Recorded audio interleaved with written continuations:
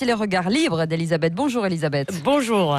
Alors Elisabeth, le scandale des agressions sexuelles dans le monde du patinage artistique n'en finit pas de faire des vagues, notamment dans les journaux. Oui, alors en effet, la parution de Un silence, silence, le livre où Sarah Abitbol accuse son ex-entraîneur d'agression sexuelle et même de viol, me semble-t-il, entre 1990 et 1992, a donc déclenché, on en a parlé ici, un vaste examen de conscience dans le monde sportif.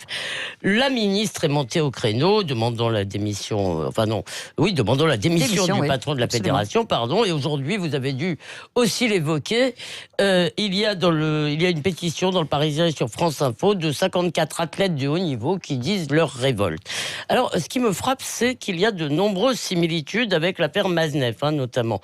Celle-ci a également démarré avec un livre dans lequel Vanessa Springora raconte une relation qui est aussi une relation vieille de 30 ans entre l'ado qu'elle était alors et l'écrivain qui était un quinquagénaire. Et on a également vu le ministre de la Culture monter au créneau, alors de façon beaucoup moins classe et beaucoup plus piteuse, il faut le dire, que Roxana Maracineanu, qui, me semble-t-il, a sans doute fait son boulot.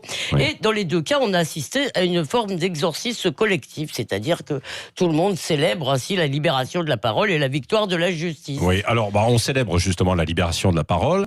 Et puis peut-être déjà la victoire de la justice. Oui, il faudrait être sûr qu'il s'agit de justice, parce que ça suppose, la justice, le respect des règles qui ne sont pas des simples fanfreluches qui sont là pour faire joli. Sans présomption d'innocence, il n'y a pas de justice. Sans débat contradictoire, il n'y a pas de justice. Sans droit de la défense, il n'y a pas de justice. Dans un procès, la parole de l'accusation et des victimes présumées ne peuvent pas être considérées a priori comme la vérité. Cela doit être démontré au cours des débats.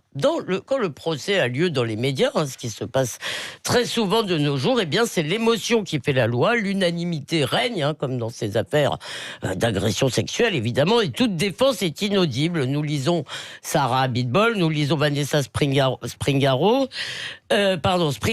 oui. Nous souffrons avec elle et nous n'avons pas le moindre doute, nous ne connaissons pas non plus les circonstances, et comme les journalistes ne peuvent pas incarcérer, pas encore, ils prononcent des peines de mort sociale et de bannissement, ce qui revient tout de même à privatiser le droit. Oui, mais Elisabeth Lévy, la justice a ouvert des enquêtes préliminaires dans les deux cas. Oui, vous avez raison. Et d'ailleurs, le procès serait la meilleure solution, y compris pour les présumés coupables.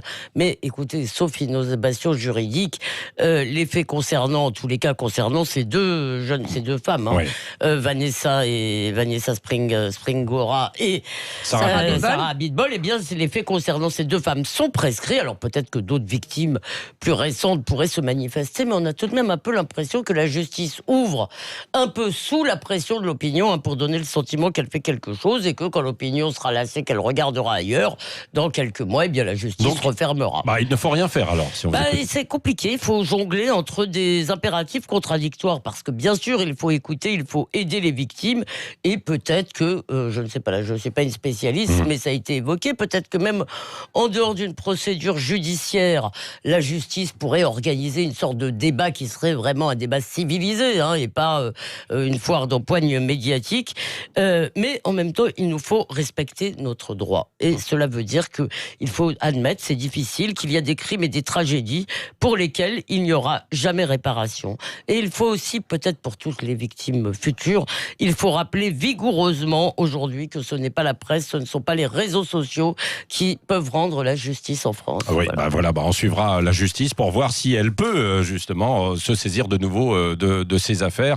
En tout cas, est-ce que c'est vraiment la fin du silence? C'est la question que l'on pose sur les réseaux sociaux ce matin, et avec beaucoup d'avis un peu mitigés. Oui, mais pour l'instant c'est non. La tendance, c'est plutôt négatif pour l'instant. Non. Oui, c'est pas encore la fin du silence.